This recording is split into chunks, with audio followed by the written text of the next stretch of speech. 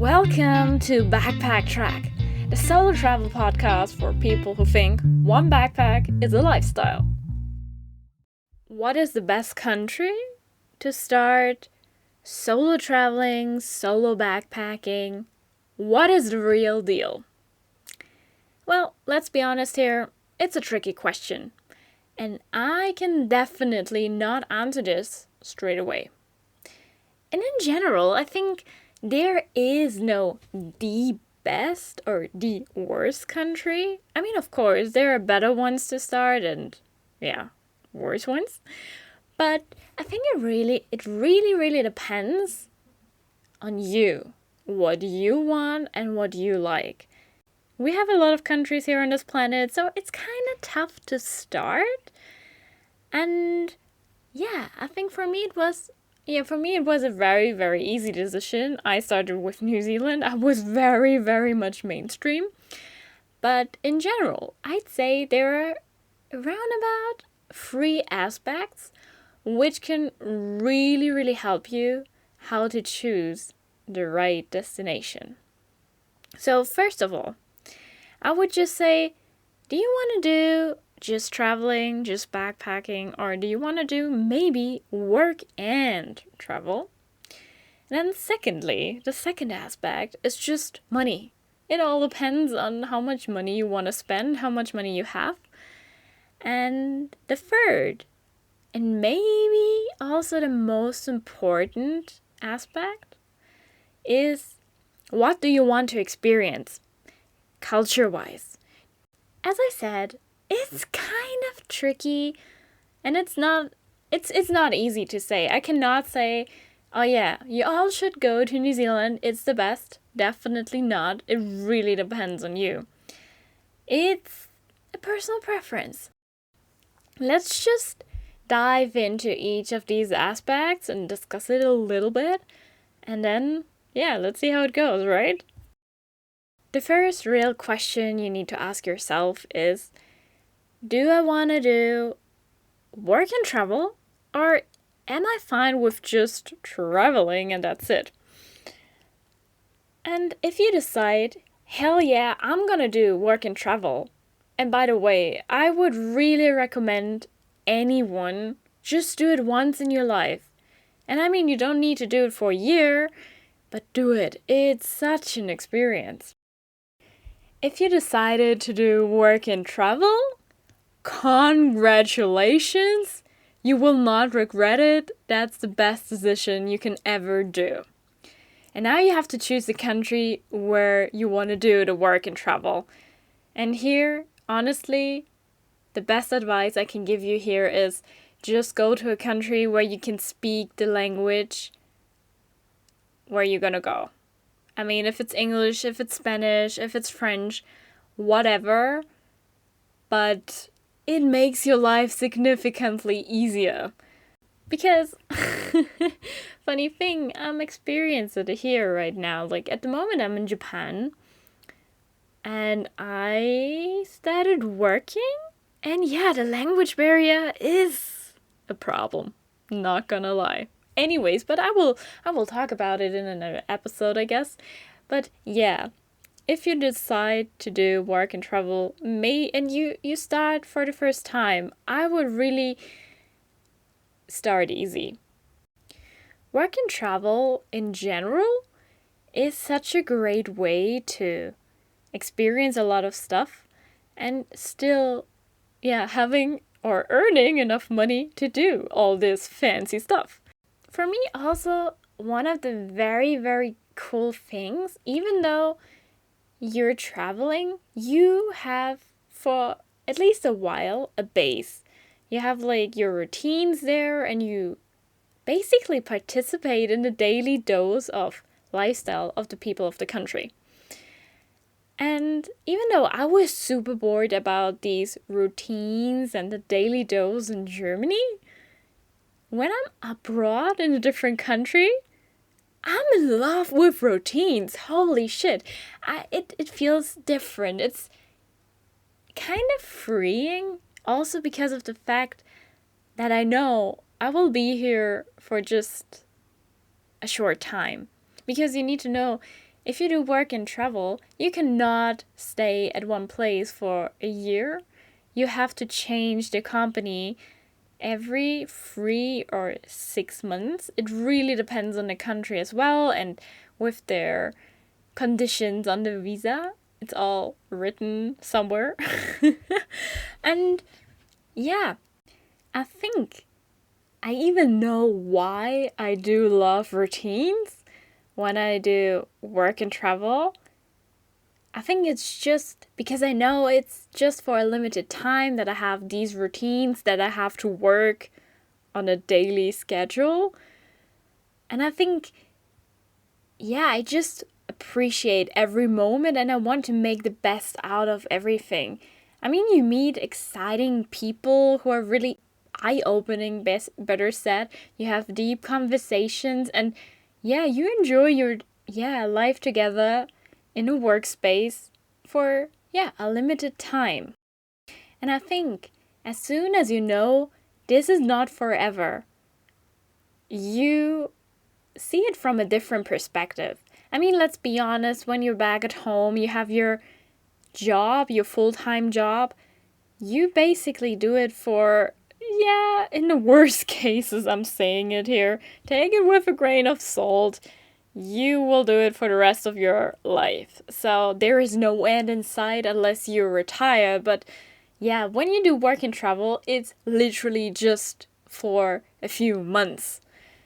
Which is, this is the thing what I'm talking about the ultimate freedom. It's such a freeing feeling that, this has an end.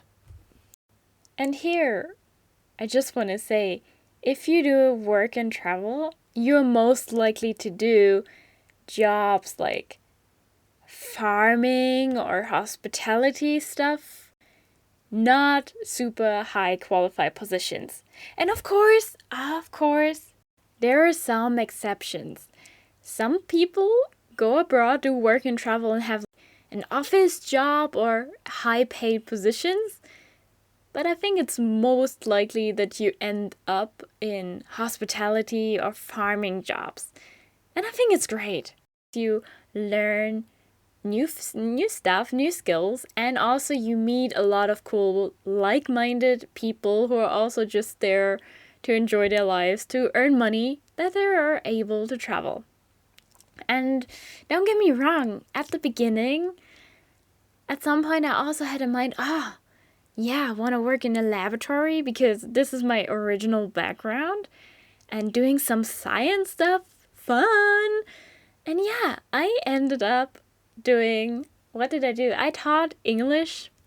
I was working in hostels and I was working on farms. Yup.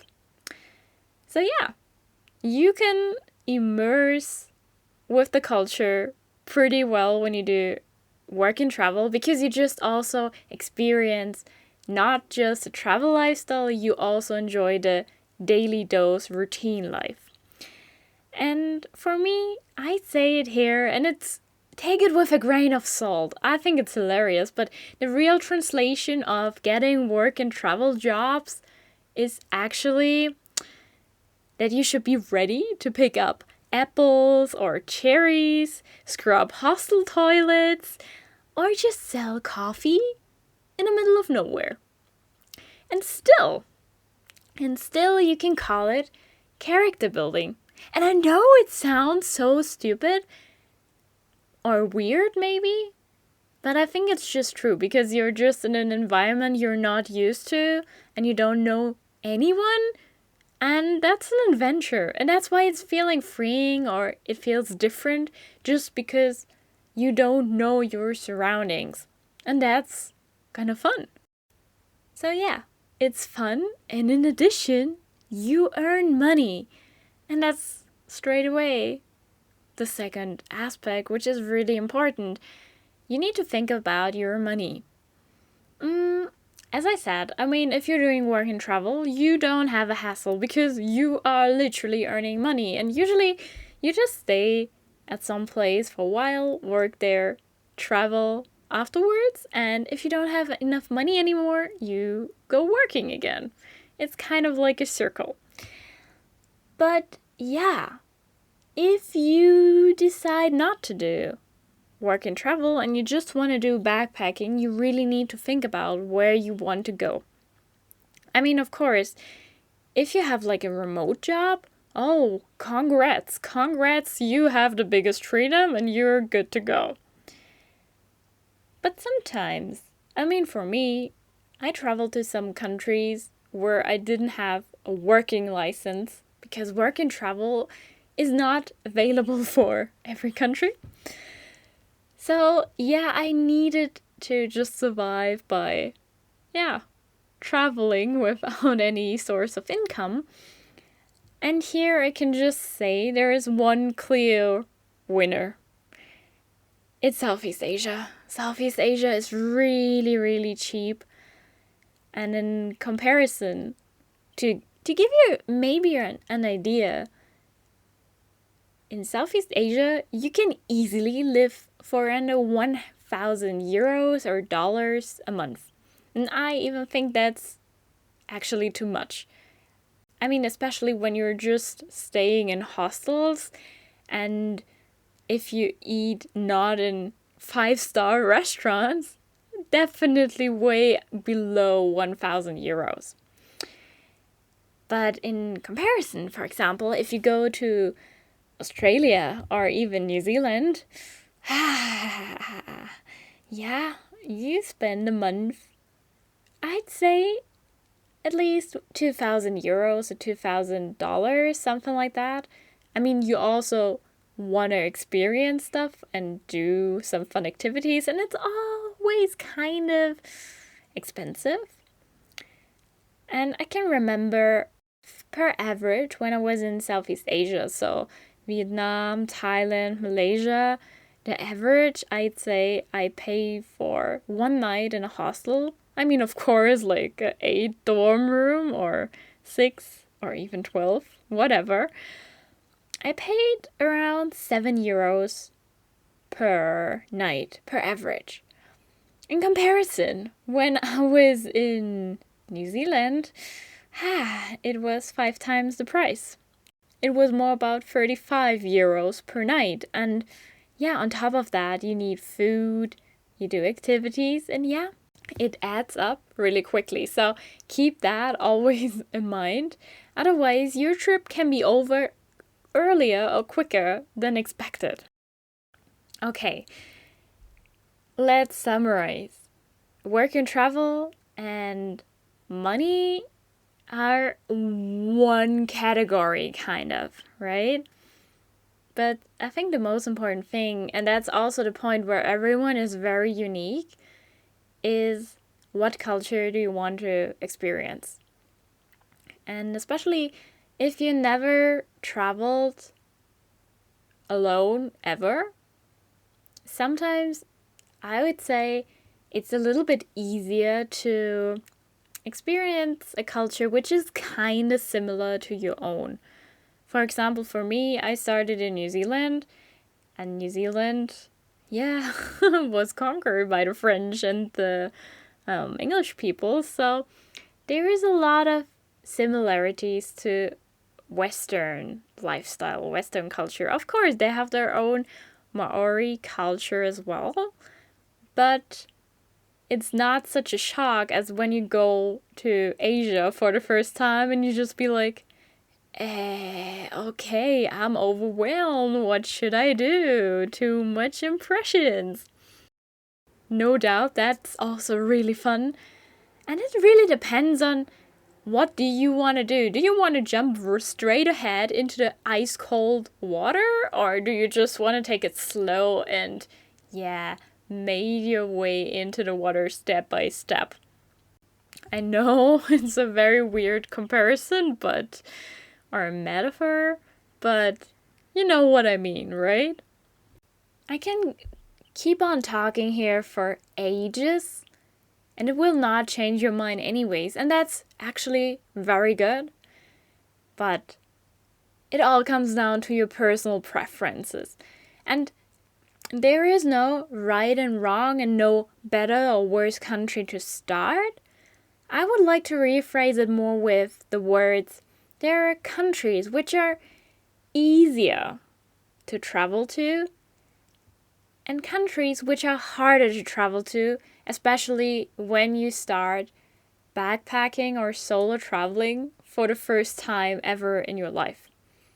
I mean, you're in an unwritten book and your pages are blank, and it's just up to you if you feel like, oh, well, I want to go for the hard mode, just final boss, let's go, instead of growing step by step. And there are countries which are extremely popular, and I think you will have an idea what I'm talking about at the moment. There are actually 2 countries which I'd say they're so extremely popular that it's so mainstream. Oh my gosh, actually yes, and I was mainstream too. And the 2 countries I'm talking about are Australia and New Zealand. They are also great countries for doing work and travel because you get the visa really easy.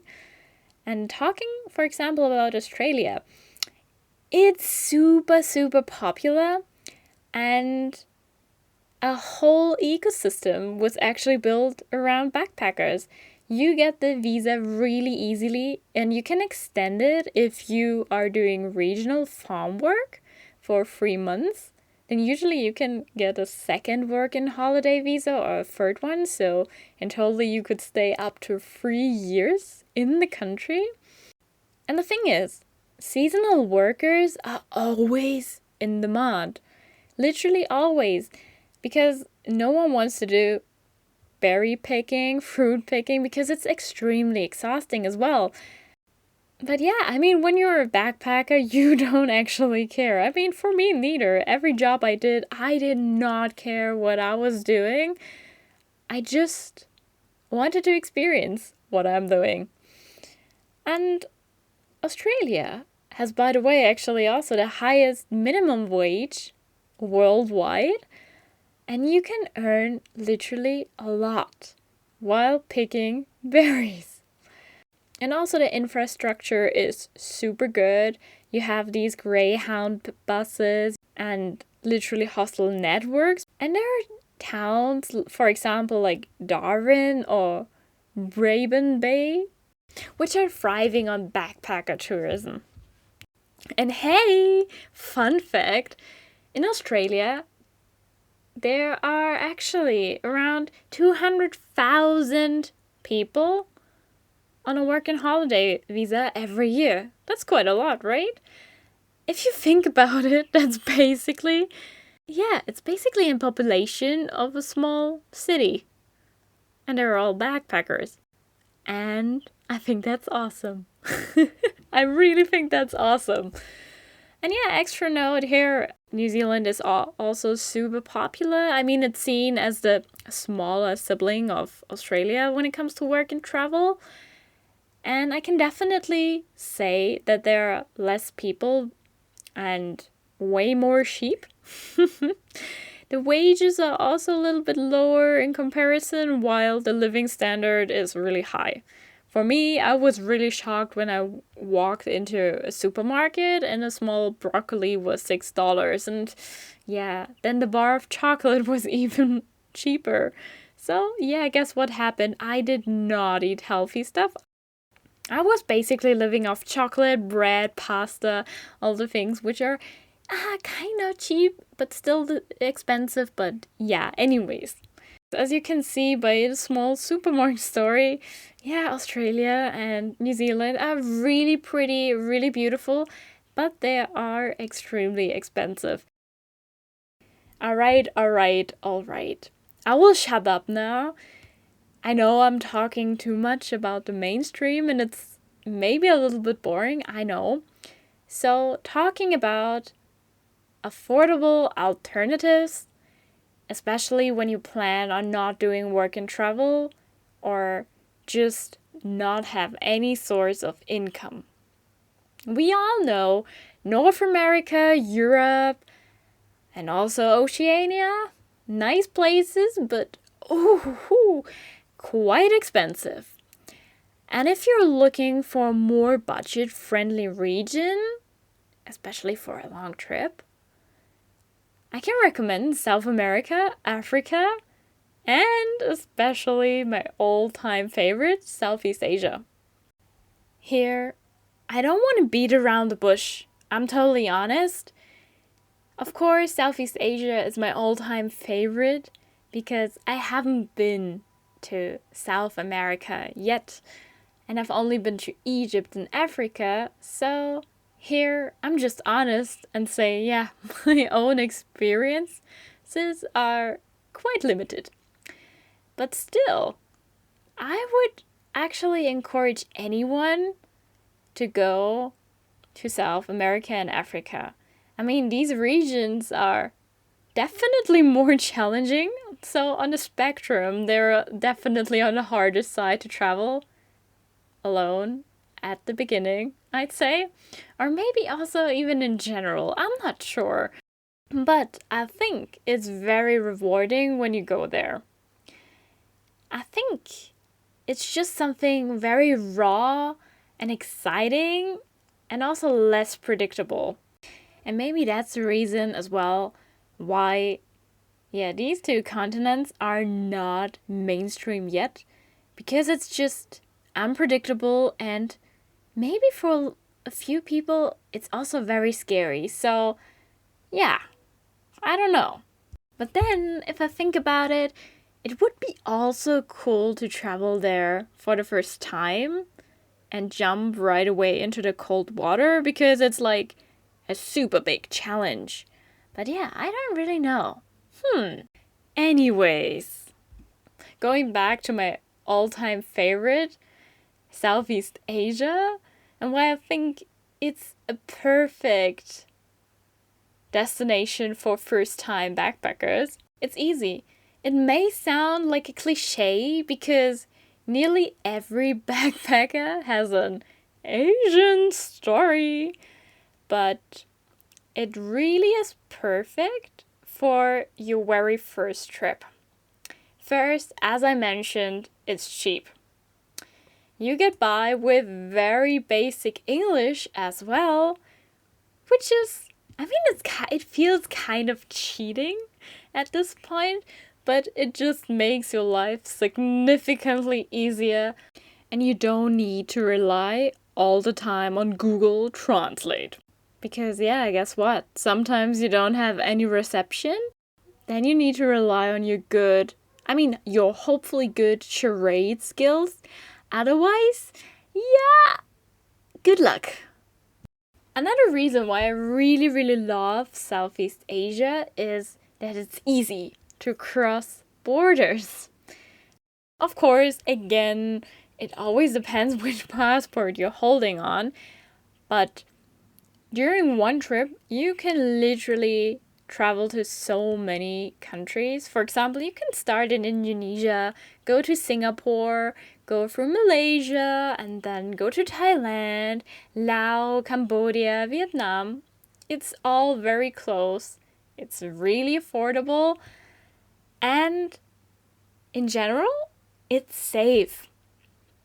I think the biggest risk you have to face actually is the risk of food poisoning. I've been there, really so much fun. I want to do it again. Well, sarcasm off now. And it's just very, very different. Like cultural wise, Southeast Asia is just very colorful, very vibrant. And you also will eventually end up on a night bus next to chicken. And that's not even a metaphor, it's the truth. And here the pro tip, bring headphones with you because the chicken or even other people, they don't care that you need sleep for your next adventure or whatever. And call me crazy or insane here.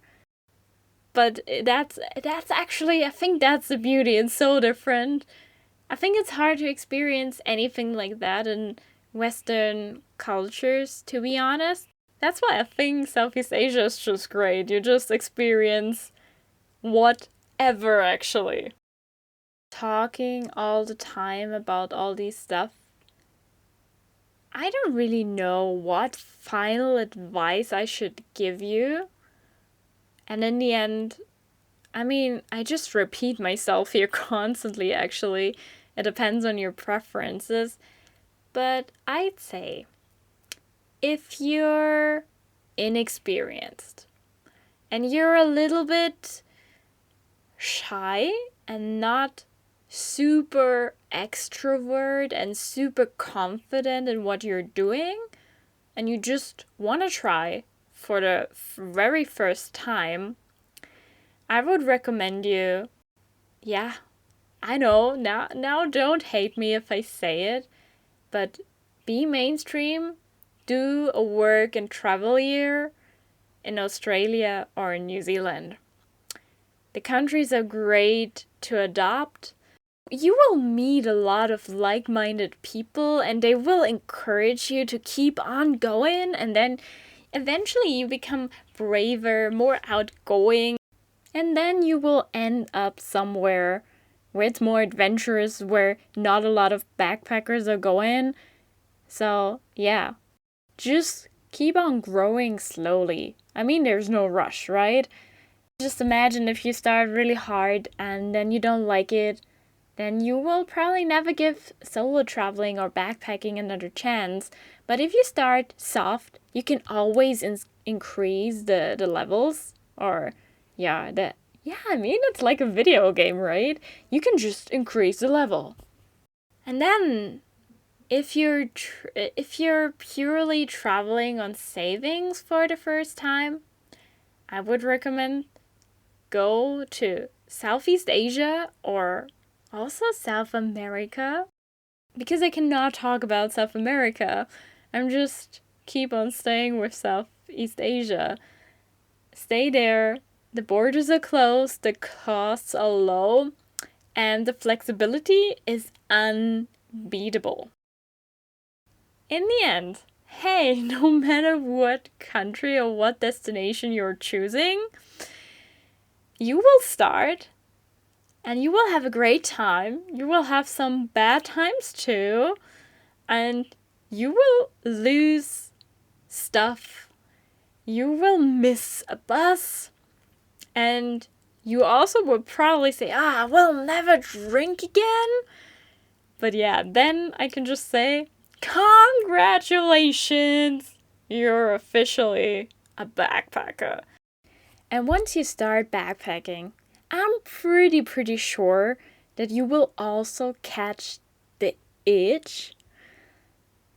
And it's the itch of never stopping solo traveling or backpacking ever again. Because it's just beautiful. You will experience way more things about the culture than you could ever, as if you were just visiting the country for 2 weeks and being on vacation. It's a big difference. But yeah, to summarize everything, I think the best advice I can give you here is literally just rely on your gut feeling. Your gut feeling, will guide you towards the right direction, and you will choose the right country for you, where you want to start your journey. And there are so many more countries to explore. So if one country is not your cup of tea, just go to the next one. And that's all what I can say for today. And actually, always feel free to comment on the section below, or just tell me what topic I should talk about next. And also, check out my website. It's called BackPackTrack.net, and there you will find some blog articles, some pictures, some galleries. And if you have any questions about traveling, just feel free to reach out, and I will answer as soon as possible. Anyways, thanks for listening, and see you next week!